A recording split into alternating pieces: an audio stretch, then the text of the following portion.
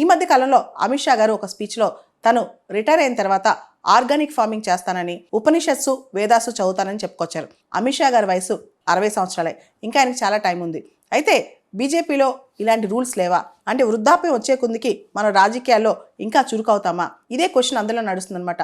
మోడీ గారికి retirement time వచ్చేసిందని కొంతమంది, కాదు మోహన్ భాగవత్ గారి వ్యాఖ్యలు దాన్ని తప్పుగా అర్థం చేసుకున్నారు ఇంకొంతమంది అని చాలా చర్చ జరుగుతుందన్నమాట. మొత్తానికి ఒక విషయం మాత్రం గ్రహించాలి, రాజకీయాల్లో తరాలు మారుతున్నాయి, రాజకీయాల్లో అవసరాలు మారుతున్నాయి, రాజకీయాల్లో ప్రజల యొక్క కోరికలు మారుతున్నాయి అనమాట. ఈ సందర్భంగా నేతలు ఏజ్డ్ పర్సన్సా, యంగ్ పర్సన్సా అని కాదు, ఎవరైతే ఎఫిషియెంట్ గా ఉంటారో, ఎవరైతే క్రియాశీలకంగా ప్రజా జీవితంలో పాల్గొనగలరో అందరూ ఎంత వయసు వచ్చినా చేయొచ్చు. కాకపోతే నిజంగా ఆ చురుకుదనం మన మేధస్కుంటుందా, ఆ చురుకుదనం మన చేతులకి కాళ్ళకి ఉంటుందా?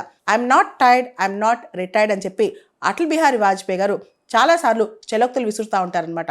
ఆయన కూడా చాలా వరకు క్రియాశీలకంగానే ఉండేవాళ్ళు. చివరి వరకు కూడా 90 సంవత్సరాల దాకా బతికినప్పటికీ కూడా చివరి క్షణం వరకు కూడా ఆయన చాలా యాక్టివ్గా ఉండేవాళ్ళు. నువ్వెంత ఏజ్డ్గా ఉన్నావని కాదు, age is just a number. అంటే ఏజ్ అనేది ఒక సంఖ్య మాత్రమే. మనం ఎంత యాక్టివ్గా ఉన్నామో, ఎంత ఎఫిషియెంట్గా, ఎంత యంగ్ జనరేషన్తో కనెక్ట్ అయ్యామని చాలా ఇంపార్టెంట్ అనమాట. ఒక నానుడు ఉంటుంది, ఒక సినీ కవి ఎప్పుడో ఒక పాట ద్వారా చెప్పారనమాట, కొంతమంది యువకులు పుట్టుకతో వృద్ధులు అని చెప్పి. అంటే కొంతమంది పుట్టుకతోనే చాలా ఓల్డ్ స్కూల్లో ఉంటారు, కొంతమంది చాలా ఓల్డ్ అయినా యంగ్ స్కూల్లో ఉంటారు. కాబట్టి రాజకీయాల్లో ఏజ్ కాదు, రాజకీయాల్లో చురుకుదనం, ప్రజల కోసం, ప్రజలచే, ప్రజలతో ఉండే వ్యక్తే రాజకీయాలకు అవసరం.